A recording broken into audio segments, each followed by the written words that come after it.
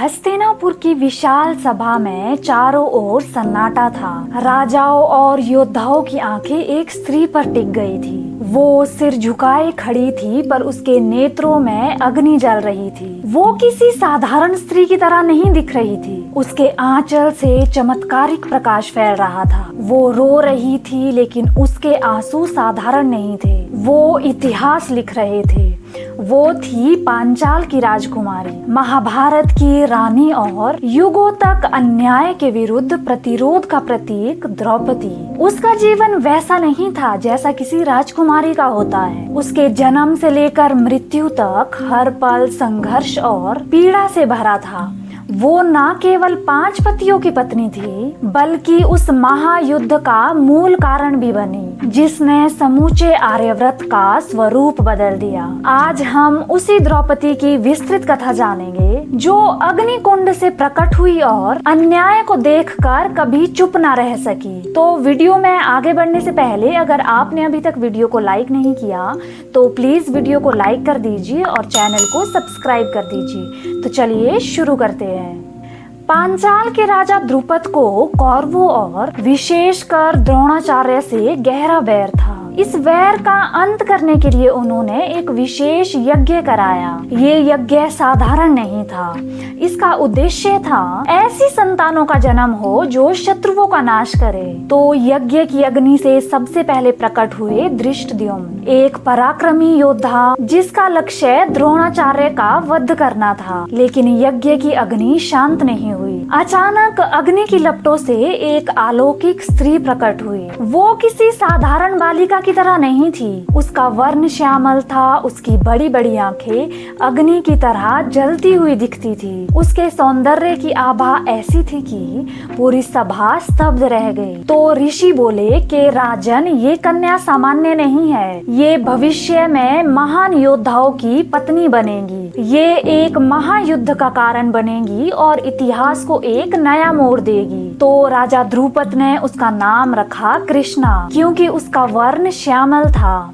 बाद में द्रुपद की पुत्री होने के कारण उसका नाम पड़ा द्रौपदी। समय बीतता गया और द्रौपदी यौवन में पहुंची। राजा द्रुपद ने उनके विवाह के लिए भव्य स्वयंवर का आयोजन किया। चारों दिशाओं से राजकुमार और योद्धा आए। साथ में सबसे महत्वपूर्ण था एक विशाल धनुष।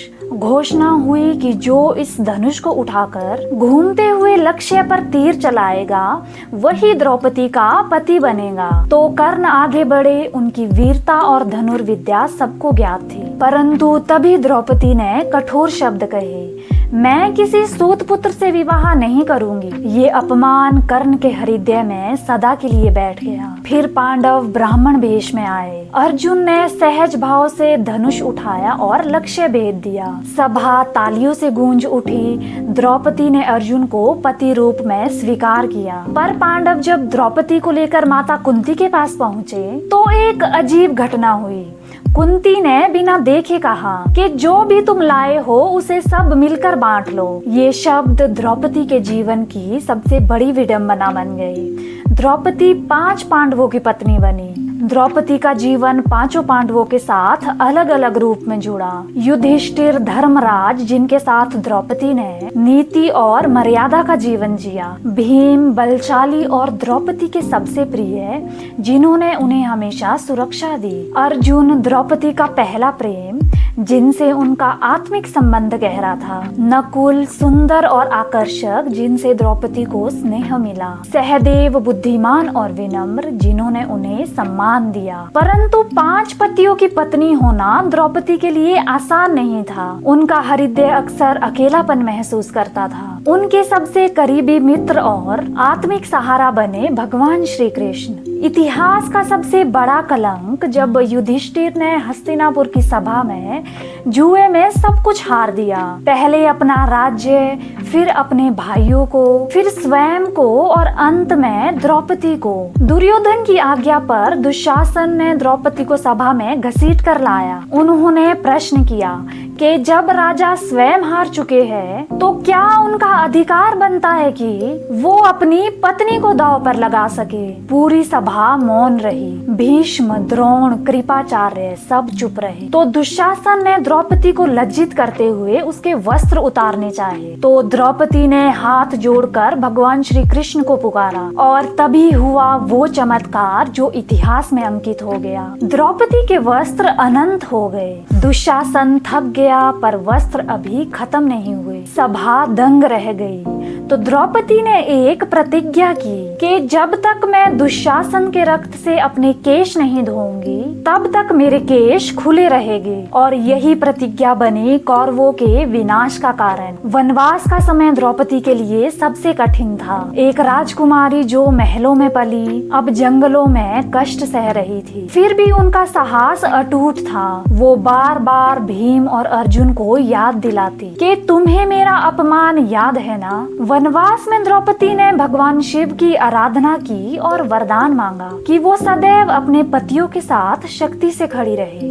तो अंततः महाभारत का समय आया और युद्ध शुरू हुआ। द्रौपदी का अपमान ही इस महायुद्ध का मुख्य कारण बना। युद्ध के दौरान भीम ने दुशासन का वध किया। उन्होंने उसके रक्त से अपने हाथ भिगोकर द्रौपदी के पास लाकर कहा कि द्रौपदी अपनी प्रतिज्ञा पूर्ण करो। तो द्रौपदी ने आंसुओं के साथ उस रक्त से अपने केश धोए और उनकी आत्मा को शांति मिली। दुर्योधन भी पराजित हुआ और कौरव वंश का अंत हो गया। युद्ध के बाद भी द्रौपदी को सुकून नहीं मिला। उनके 5 पुत्र अश्वत्थामा द्वारा रात्रि में मार डाले गए। एक माँ का हृदय छलनी हो गया। वो युद्ध जीतकर भी सब हार गई। अंततः पांडव हिमालय की ओर महाप्रस्थान के लिए निकले। तो सबसे पहले रास्ते में जो गिरी वो द्रौपदी थी। तो युधिष्ठिर ने कहा कि द्रौपदी अर्जुन से अधिक प्रेम करती थी, यही कारण है कि वो गिर गई। पर शायद सच्चाई ये थी कि द्रौपदी का हृदय अभी अपमान और पीड़ा से अभी उभर ही नहीं पाया। उनकी आंखें बंद हुई लेकिन उनकी कहानी आज भी जीवित है। द्रौपदी केवल 5 पतियों की पत्नी नहीं थी, वो नारी की उस आवाज का प्रतीक थी जो अन्याय के सामने झुकती नहीं। उनकी आंखों के आंसू आज भी इतिहास की सबसे क्रूर पुकार है। उनका जीवन अधूरा रहा परंतु उनकी अधूरी दास्तान ने इतिहास बदल डाला। तो ये थी द्रौपदी की अमर कथा। उम्मीद करती हूँ आपको ये वीडियो पसंद आई हो। अगर आपको ये वीडियो पसंद आई हो तो प्लीज़ वीडियो को लाइक कर दीजिए, अपने दोस्तों के साथ शेयर कर दीजिए। चैनल पर नए हो तो चैनल को सब्सक्राइब कर दीजिए। फेसबुक पर देख रहे हो तो फॉलो ज़रूर करिए। आपसे मिलते हैं एक और इंटरेस्टिंग और ज्ञानप्रद कहानी के साथ।